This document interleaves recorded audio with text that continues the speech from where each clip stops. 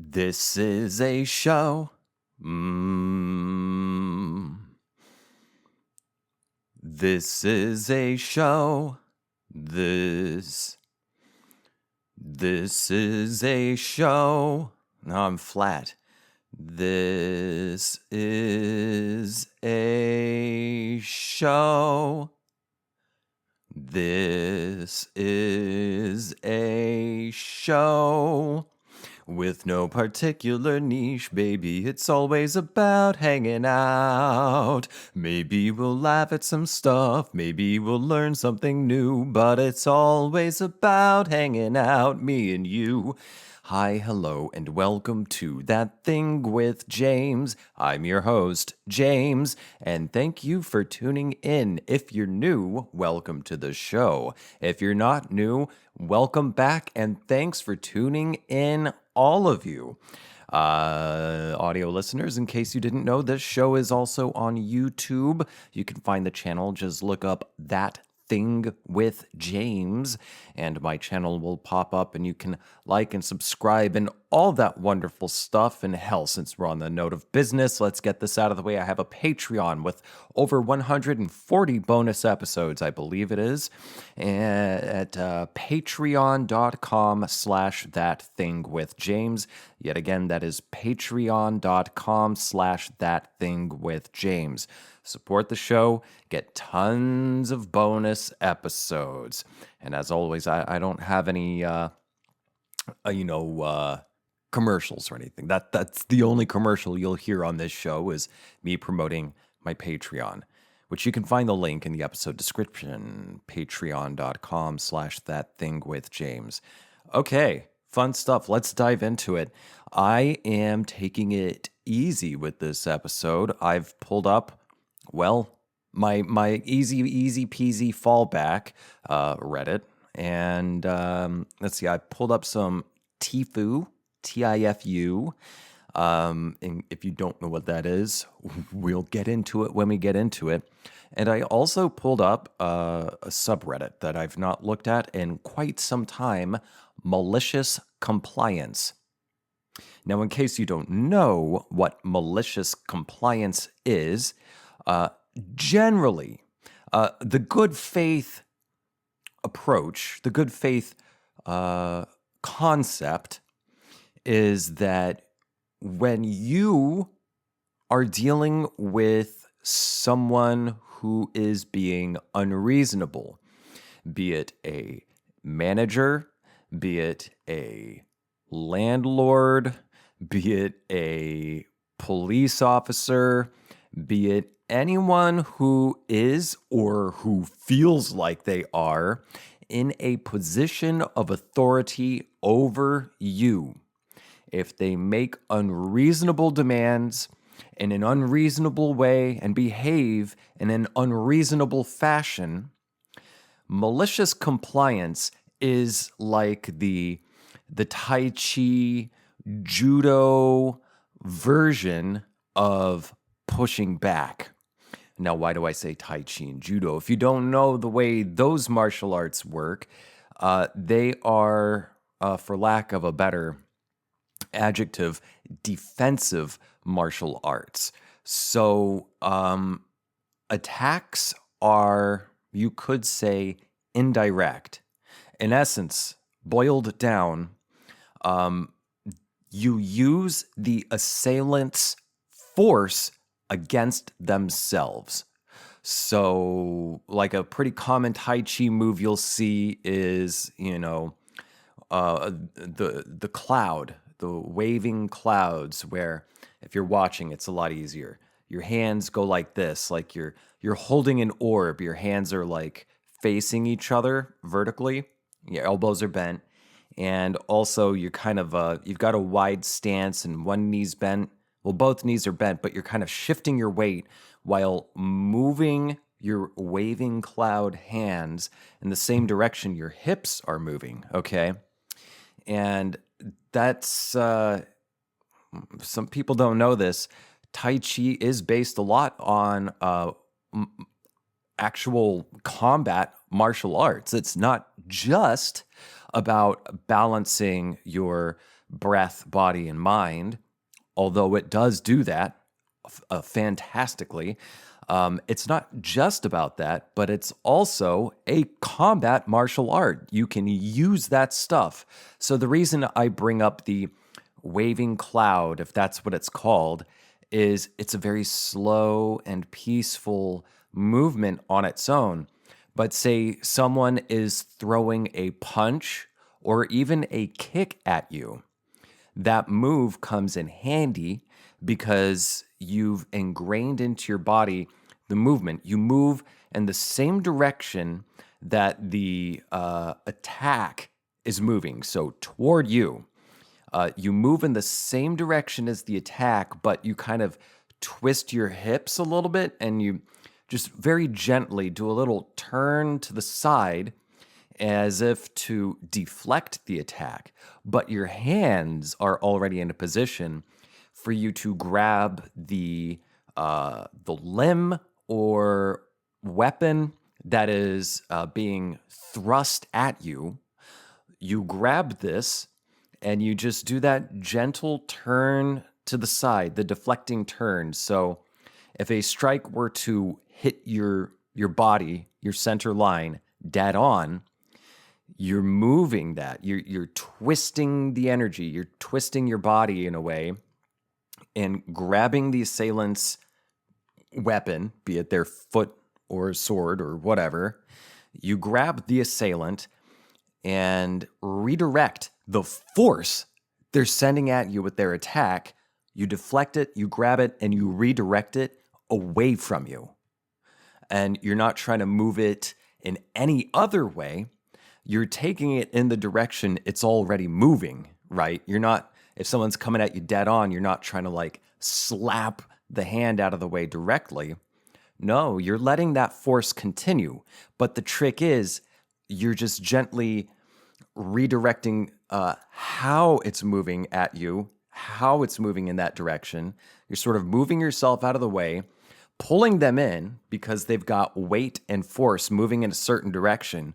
So their balance is not as grounded as it could be if they were just doing like a solid stance and not throwing themselves at you. You grab it, you redirect the energy in the direction it's moving, and you just kind of throw their balance off further. Plus, your feet are already in a particular position that it's going to trip the assailant, the attacker. And that is in defensive martial arts. That is, that's how in judo you can throw someone crazy far. Like, hell, I've done it. Someone who was twice my size, twice my weight, I was able, just through the right kind of movements, which is, it's very mechanical martial arts. It's learning the mechanics of body and physics and trajectory and that sort of stuff. Like a big dude, twice my size, twice my mass. I was in the right position and I didn't have to force myself. I just moved my body to have enough leverage to throw someone, like flip them over my own back and onto their back. Yeah. So the reason I bring this stuff up is essentially that is what malicious compliance does. If someone is trying to force their authority onto you, you take it, but you follow through not in the way that was intended. And we'll read some examples here in a second, but first I need to turn on the AC because I'm starting to sweat like a pig. Be right back. Okay, that's a little better. It was so nice and cool with the windows open, and then, oh man, with the windows, I had to close one window in here to try to cut down on noise, and it got very hot very fast, so I had to turn on the AC. Boy, oh boy, man, I've had a hell of a week. I've had a hell of a year. Let me tell you, this year, I'm not going to get into it all because I want to dive more into the material I've pulled up. This year has fucking sucked for for me. It hasn't been the worst year of my life, no, but this year still fucking sucks for me, man. I'm not even going to say, oh, I hope it gets better, because that never works out for me. Hopes and wishes. Instead, I just do this. I show up and do this. So let's do it. Let's dive into some malicious compliance. Now, if you're new to the show, here's how this goes. This show's not scripted. I will on occasion do a little forward research, if it's on a, bigger topic like the Wall Street conspiracy series I did a while back this year, which was a real thing, by the way. Oh yeah, it was the Wall Street push. It was the I would argue first attempted fascist, like outwardly fascist coup, the first one in the U.S. Certainly not the last. We're certainly living one right now. But that is to say, I don't script this show, and I don't do a lot of forward reading. I just grab what looks like it might be okay, and hopefully it works out. So let's dive right in. That's what I'm doing right here. Okay, first one, malicious compliance posted 6 days ago. FYI, I am recording this on June 14th, 2026. This is a Sunday morning.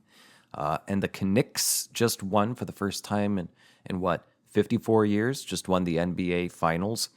And I theorize, as a fun fantasy thing, that the Knicks winning has set us back on a good timeline. See, the unceremonious and most undeserved execution of Harambe set us on the bad timeline, or it was the start of a bad timeline.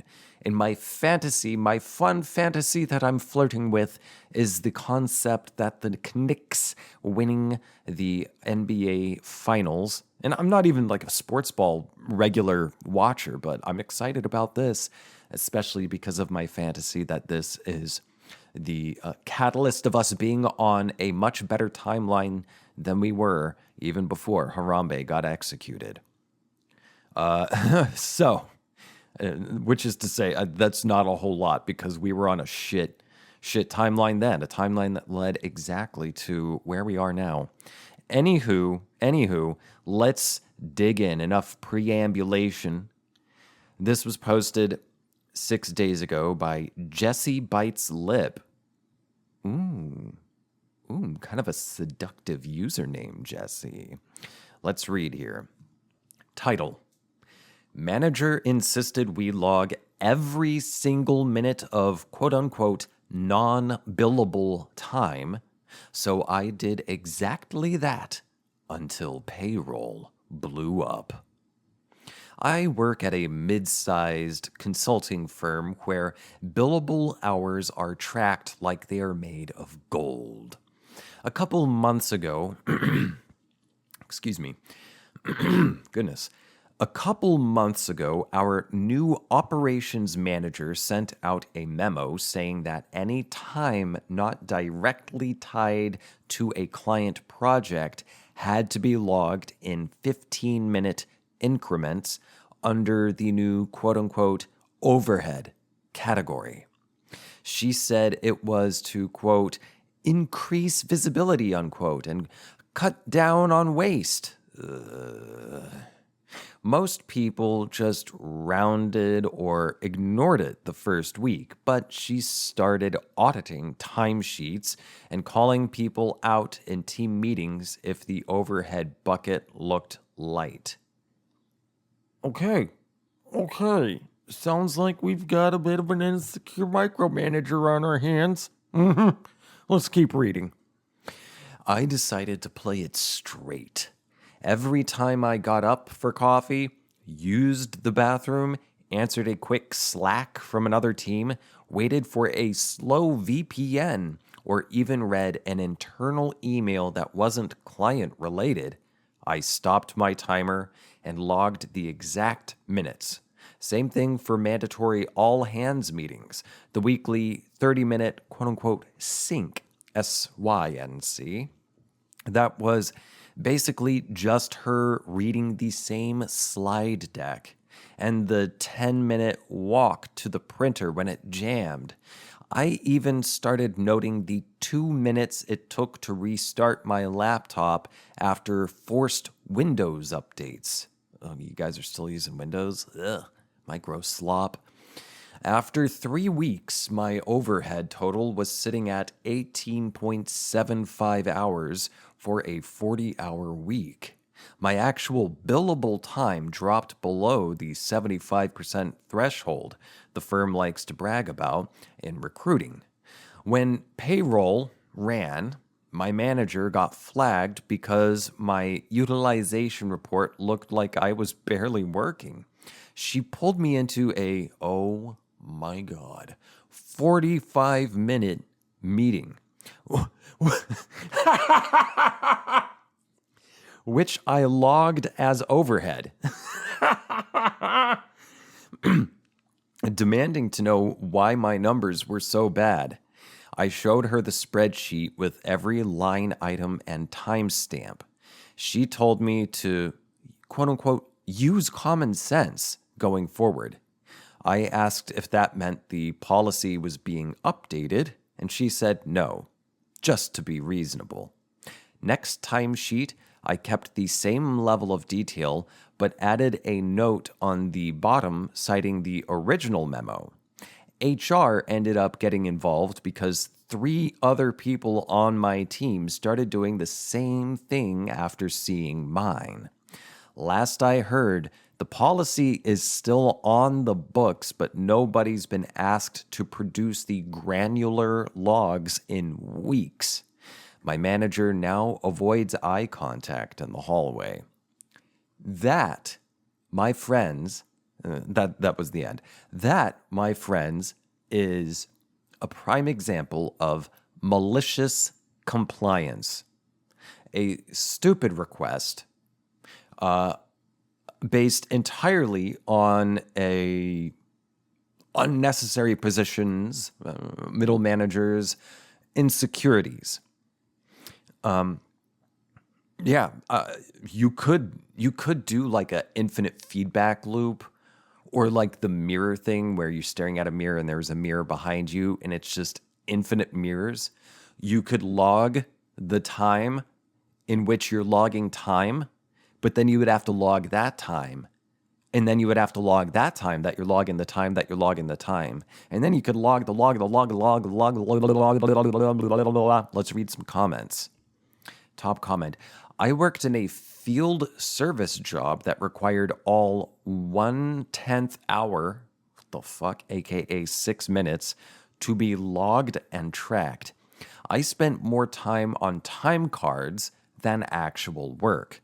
See, this is all very Kafka-esque, and I've been living through a rather Kafka-esque issue this week. Let me tell you about it. In order to survive, I need food stamps. SNAP is what it's called, the Supplemental Nutritional Assistance Program, more commonly known as food stamps. I'm on food stamps, okay? And every 5 or 6 months, I have to reapply, okay? And provide evidence that my income is still below the threshold so that I still receive food stamps. Okay? And this helps me survive. I would be in worse shape than I am without them. Okay? And hell, you might even apply for, you might be applicable for food stamps, and you should look into it. But do know, it is a process, and depending on the state you live in, it may be an egregiously difficult process. The first time I got on food stamps was Texas. That was actively hostile, from caseworkers to tier one phone people all the way through. They fucking made you feel like shit. And also, if your stuff didn't get renewed, whatever remaining food stamps you had, or even if you did apply, like the next month, if you had any food stamps remaining, they did not roll over. And say if your coverage ended and you still had like $120 worth of food stamps still on you get a little card. It's a credits, basically, is what it is. Say you still have $125 worth of credits, and your coverage ends at the end of June. In Texas, when I was there, when I was on food stamps there, it may have changed since. I doubt it, because Texas is the flagship for Republicans, much like California is the flagship for Democrats. Both all liberal fascists. Anyway, if that's confusing, go back and watch a lot of this show. I explain the terminology here in case that makes you a little confused. Anyway, in Texas, when I was on food stamps, it didn't roll over. So say your coverage ends at the end of June and you've got $120 left. Once July starts, you don't have access to that remaining $125. That's gone. And the same applies for even if your coverage continued in July, that $125 did not roll over into the next month. So it's not like you got an additional $125 the next month. That's different here in Oklahoma, where I live, which by no stretch of the fucking imagination is legislatively, let's say. There's a lot of progressive people here trying to make progressive changes. Certainly no one out and out calling them a socialist running for any seat in any town yet. But compared, infrastructure funding and everything is better here than it was in Texas, oddly enough, even though Oklahoma doesn't have has a fraction of the money Texas has. And also, the food stamp workers, because I'm also on Medicaid. I'm on an expanded Medicaid.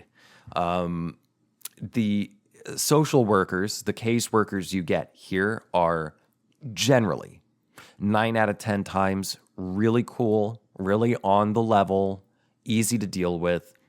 And it's just the way the system is set up to be so fucking impossible to navigate, especially if you have like an on-site full-time job, and especially if you have children or adults who dependents is what I'm getting at. If you have dependents, it's fucking impossible to navigate, and it is specifically set up that way by the fucking fascists like Kevin Stitt and whatever all those fucking idiots in the high seats in Oklahoma, and all their cronies explicitly set this up to be impossible to successfully navigate for very busy people or for people who aren't as fucking literate as me, I mean, a lot of why I managed to get through the pain in the ass it is to get food stamps and fucking healthcare here is out of spite. It's out of fucking spite, because it is such a pain in the ass. And, recently, I was griping to my mom about some new bullshit. She was like, "Are you going to just call it quits?" And I said, "Fuck no, fuck them." I didn't say that exact words. I try to be a little more soft with my language with my parents, but no, fuck that and fuck them. This is spite. I'm getting what I fucking paid for with my goddamn taxes. This is my tax money, and I'm going to make it fucking work for me and for everyone else here, instead of going in the fucking pockets of these oil companies and fucking surveillance companies and all these foreign fucking nations fucking with everything here. Fuck all of them. I'm making my tax dollars work for me and my goddamn neighbors. The system is there. I'm going to fucking use it. That's how I feel. So here's what happened. I reapplied. So, like I said a little bit ago, it's currently, at the time of this recording, June 14th. On June 4th, I submitted my renewal application. Okay. And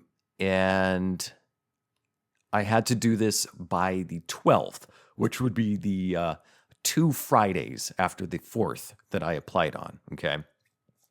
So I applied on the 4th, or reapplied on the 4th. I've been through this a million times. I know for a matter of fact that that I'm eligible for food stamp coverage. Okay. Because I've been through this so many times. I know exactly what I'm fucking doing.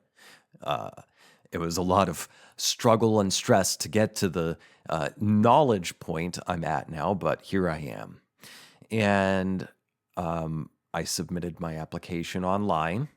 You could mail in or go into the office, but it's easier and generally faster to do it on the very old and kind of shitty online portal. So I did my renewal application. I submitted my tax forms, my proof of income, my expenses, that sort of thing, deductions, that sort of stuff, because I'm self-employed. And I wait. And, as a, useless, an act of futility, I check in on the web portal, but the web portal doesn't tell you your actual status on if your reapproval is pending, if it has been approved, or when it's about to lapse. It doesn't even tell you when your current fucking period lapses. And when you call in, you get like a tier 1 agent, because if you're just trying to check in on like, yo, when does my current coverage period end so I can reapply before the cutoff date, you get a tier 1 call person, and they're as helpful as they can be. They're as helpful as possible with the tools and information they have, which is dick all. That is to say, not a lot, because they don't even have on their fucking computers a date. They can see your case, the stuff you've submitted, your application. They can see when a new period started, but it doesn't do anything as simple as say when it ends or when you need to apply next. You just have to wait to get a letter to tell you, hey, your coverage is about to end in 2 weeks. You need to reapply before this specific date. Okay? And we'll let you know. Actually, forget that. We'll let you know part. I'll get to that in a second. The people on the phone, tier 1, they're not going to pass you on to a caseworker, because caseworkers are dealing with more complicated shit. Totally understandable. But tier 1 can't even fucking tell you, because they don't know. The information isn't there. The infrastructure is not there. And of course, the workers that are working are completely understaffed, underfunded, and getting all sorts of crazy demands placed upon them, which is what this malicious compliance stuff makes me think of, So several times, because I've been on food stamps now for, I think, 4 years, several times, honestly, 75% of the time, I get a letter in the mail, because again, it does not fucking tell you online, and they can't tell you on the phone when your current period ends. So you get a letter in the mail, snail mail, from Oklahoma DHS that says, hey, your period's coming up, time to reapply. And once you successfully reapply, after 1 to 2 weeks, however long it takes, you'll get another letter saying, great, you've been approved. Here's your start period. Doesn't say when the end period is, so to give you advance warning to reapply so you don't lapse. Here's your period begins here. Here's how much equivalent money you get in credits and food stamps each month within this period. Congratulations. and let us know within 10 days if there's any change in income or living situation. Okay? But 75% of the time over the past 4 years, that letter, that first letter that tells me, that warns me that my period is about to lapse in 2 weeks and that I need to reapply, does not hit my mailbox. Said letter does not hit my mailbox until either a day after or on 2 separate occasions, 2 fucking weeks after the end of my period. That is after the end of the reapplication date, is what I mean to say, really. You have to reapply before the next month, to get coverage on that next month, the beginning of the next period. Several times now, I get a letter literally 1 or 2 weeks after the fucking reapply cutoff date, due date, okay? And I look on the stamp date, if it's even on there, of when it was put in a mailbox, like once it actually got into the hands of a USPS worker. Sometimes it was 2 weeks before I received it. It gets a stamp from USPS that they received it, and it takes 2 fucking weeks to get from Oklahoma City to Tulsa, which is bullshit. And I can say in a minute why. Well, I can tell you right now, at tops, it takes 3 days at max. For a simple letter, at maximum, it takes 3 days to get processed and sent from Oklahoma City to a mailbox in Tulsa. Okay? So on some occasions, USPS has had it for 2 fucking weeks, and it doesn't arrive until it's too goddamn late, until the reapply due date has passed. And then there have been times where it literally wasn't even mailed out until 2 weeks after the deadline, okay? And it used to be they wouldn't say if you have to do an interview or not. And so I would just call in every single time. And if they needed to do an interview, they would just tell you on the phone. But here's the thing. Even if you call at 8 in the morning, right when the office is open, Monday through Friday, 8 to 5, you call right at 8, just to get to tier 1, you're on hold for 2 hours. That's the average. And then to get to tier 2, another 2, 3, 4 hours maybe.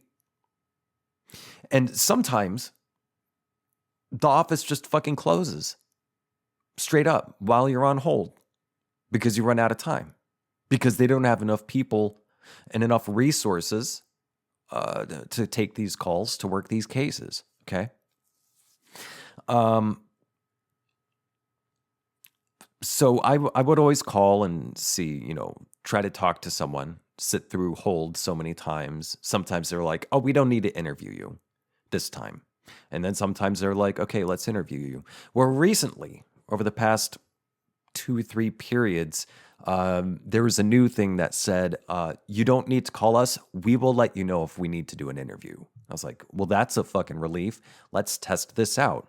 So not this time, but the last renewal period, I submitted my stuff, reapplied, sent in the same evidence materials to prove that my claims are true, that I am indeed fucking poor. And this last time, I was like, I'm not going to call them this time. I'm going to see.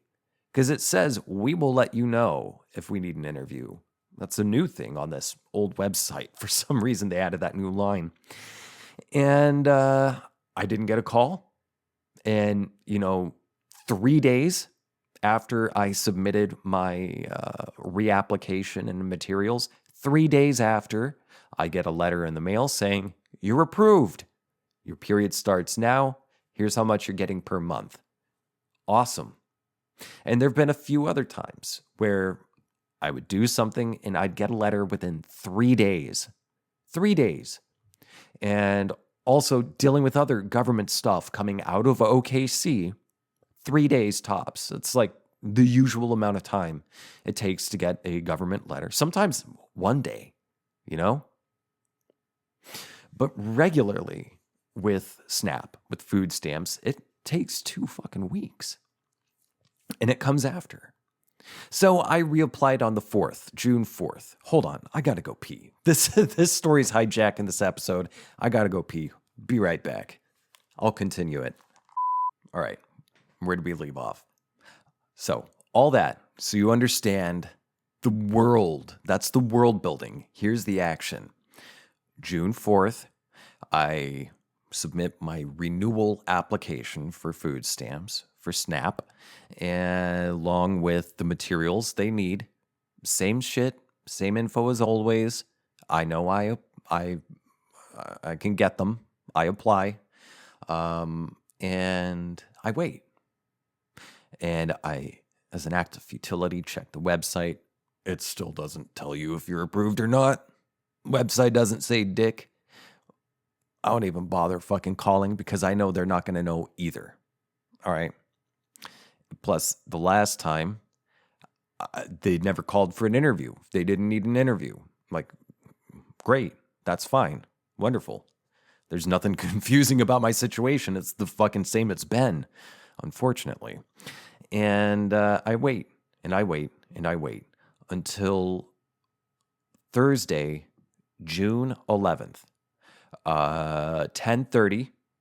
So I've got this like preview thing with USPS where they'll just send you like a scanned sort of photo of what's going to show up in your mailbox that day. So Thursday, it was Thursday, right? June 11th? Yes, indeed.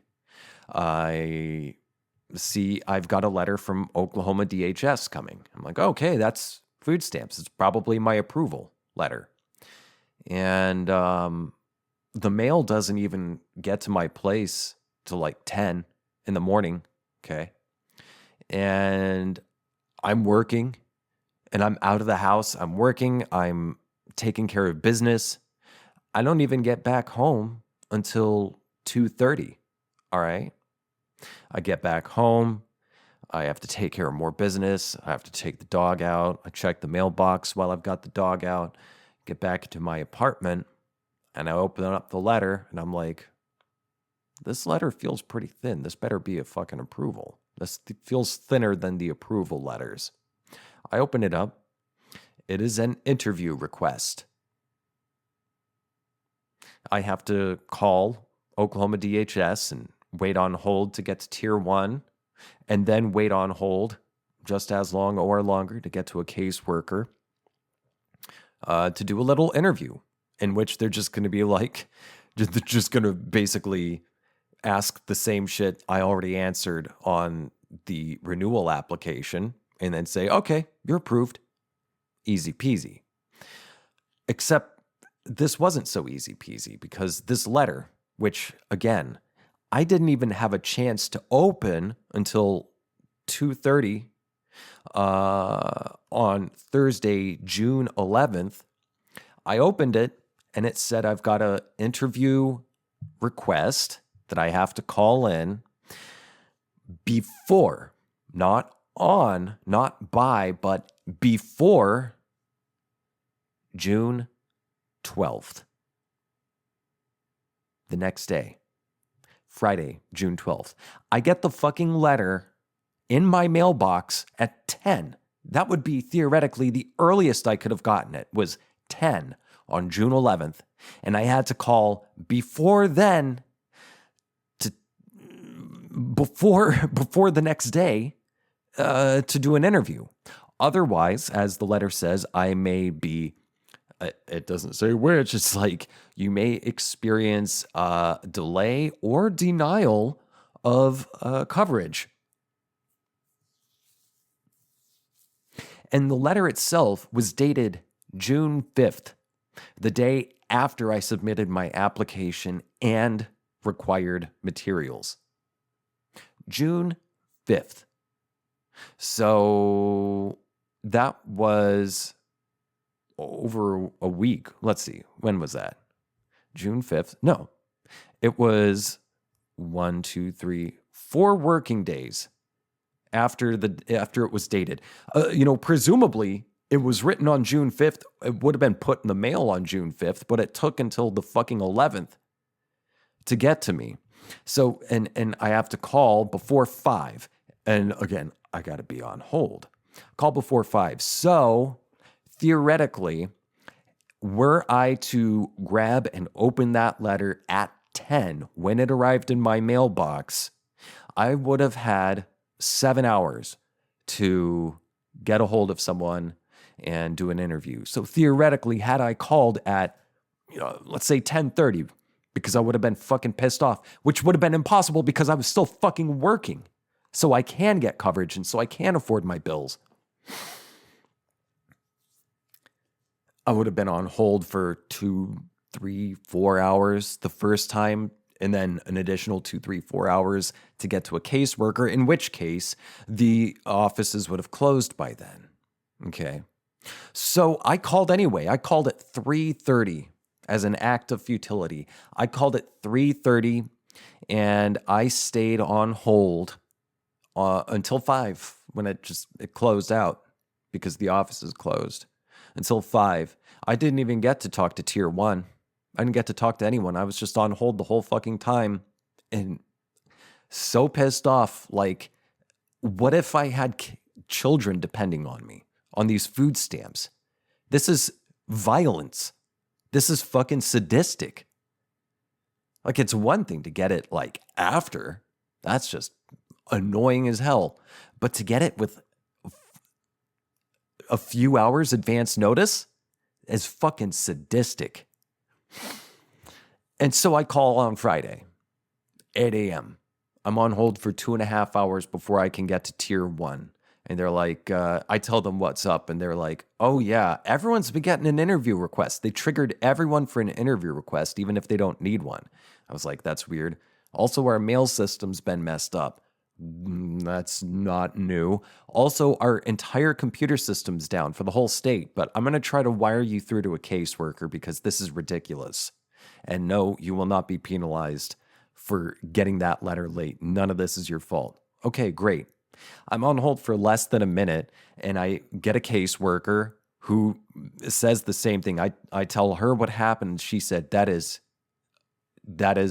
terrible. You will not be penalized for this. And she also said, everyone's been getting interview requests, even though they're not supposed to. The entire mail system is hosed up. Plus, the entire computer system is down for the entire state right now. So I'm sorry. I wish I could help you, but the computers, we can't log into our database. So call back at noon. Hopefully it'll be up by then. Okay. All right. So I wait until noon on Friday, June 12th, the day past the due date that I was supposed to call for this supposed interview. I call again at noon. Oh, yeah. Also, the first time, the caseworker from that morning was also griping about it. And I was like, you know what? The way she was apologizing, I was like, I do not blame you. As far as I see it, this is a midterm year, and this is all the result of policy choices. And she said, I know exactly what you're saying, because this all is a result of policy choices. This is an example of systemic violence from Stit the Git and all the cronies. They are doing violence on me, on other poor people, on people in much more dire straits than me. That's for fucking sure. This is violence. Murder, maiming. This is institutional violence. And this is a very violent country. So I call again at noon, and I'm on hold for 3 hours. Okay. I didn't get to talk to someone until 3. And unfortunately, that the new Tier 1 agent says, I'm so sorry, but the caseworkers are at maximum capacity. Like, they can't take you today. Are you able to call again first thing Monday morning? I said, I sure am. So that's it. So that's just been one part of my week. Anyway, let's read another malicious compliance post. And then that'll be it for this episode. And I'm going to read more of this stuff because this, I had to vent. I'll read more of this stuff in the bonus episode. Let's see here. Here's a promising title from 2 months ago from AWRAQ on r/malicious compliance. Title: You want me to do my work your way? Sure. I've been handling this annual event for years. I know the process, the information we need from guests, when to handle their visas, and how to plan the event flow down to the minute. My boss, on the other hand, mostly knows how to look like he knows this stuff. Last year, the event was a mess, so this time I came prepared. I built a shared Excel sheet for the committee. It was clean, structured, everything in one place: guest names, designations, dietary restrictions, flight details, fully tabulated, filterable, easy to manage. The idea was simple: input once guests have submitted their RSVP via Google form, and we're set. At some point, my boss saw the sheet. He deleted it. Oh my God. Oh, that pisses me off. At some point, my boss saw the sheet. He deleted it. No heads up. No informing anything, by the way. Just gone. Instead, he created a new tab linking directly to the raw Google form responses. During a progress meeting, I mentioned politely that the working sheet had disappeared. That's when he admitted to deleting it because his version was, quote, more automated, unquote. Just use the form responses and add columns as needed. That's not automated. OP had it fully automated and easy to fucking use. Okay. In hindsight, it made sense, but not for this kind of event. It was just way more complicated. Guests submit multiple responses when details change. Some cancel. Some bring +1s with completely different flights and dietary needs. It gets messy, fast. I raised these concerns, especially since I'd be the one managing it anyway. Despite me explaining multiple times that it's gonna be very inefficient, he insisted his way was better. All right then, I'll comply. Every bit of information went exactly where the form responses allowed it to go. No extra structuring, no cleanup. Duplicate RSVPs highlighted in red. No consolidation. Different flight details in one submission. All 4 flights crammed into a single cell. Dietary restrictions for multiple guests all dumped together. Good luck figuring out who's vegan and who has a nut allergy. Special requests. Full essay pasted in one cell, untouched. I followed his way exactly. Eventually, he realized the sheet was unusable. You couldn't filter anything properly, couldn't find what he needed, and definitely couldn't present it proudly to management to take credit for someone else's work. Meanwhile, I quietly rebuilt my original Excel sheet on my personal drive, so my actual work wasn't affected. Oh, you sly OP. Oh, you slippery, sneaky, sly OP. That's a great fucking idea. Good for you. But I'm not going to lie. It was tough trying to switch tabs like a ninja when he's micromanaging at my desk. Top comment. Yes, it's always a fun time when you have to accomplish your work, quote unquote, surreptitiously. Yeah, I've been there. Yeah, I've been there for sure.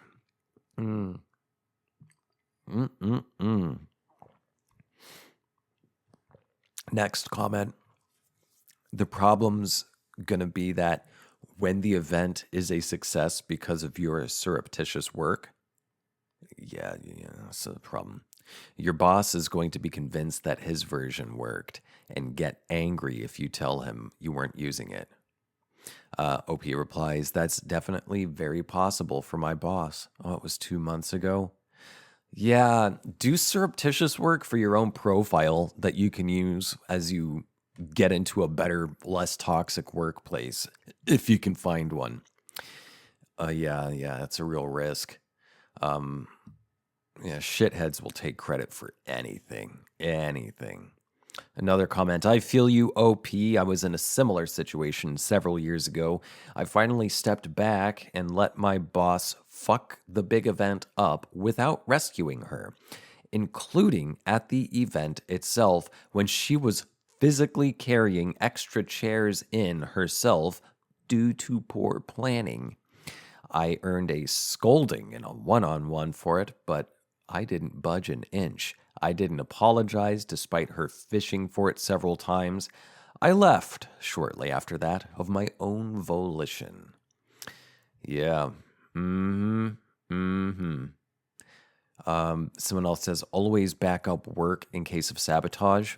Yes, I've had to do that too. And I've also, not only have I done that, I've also structured things in such a way so that my name is on it. And then I would later encounter it from a higher up boss, and the format was all fucked up. Or even better, I follow up on emails that have to be forwarded, in which I very explicitly, but not too blunt, but it's very fucking obvious if you're not as dumb as some managers, explicitly can see, oh, this person's taking ownership of this project or this thing. Okay. And I've also had backups when something does eventually fuck up, or when it is passed off and then lost, and then I can forward it and say, because I know the boss passed it off as their own work and lost it as usual. And later I would forward it and CC their boss and be like, oh, you were working for this thing I created? Well, here's the copy. This is just my second draft from part 2. I've worked on a better part, or draft number 3, if you want that. Yeah. And then the boss can't directly say anything, but they're just really pissy and won't look at you, won't talk to you for a day, which is glorious. Anywho, that's enough for this episode. My God. Oh, I hope this year, fuck it, hopes, whatever. Thanks for tuning in. Stick around. The bonus episode, I promise, will be more fun, unless you had fun with this. And even if you did have fun with this episode, you'll have even more fun in the bonus episode and in all the other bonus episodes, which you can access by supporting this show at patreon.com/ThatThingWithJames. Thanks for tuning in, and I hope to catch you next time. Bye.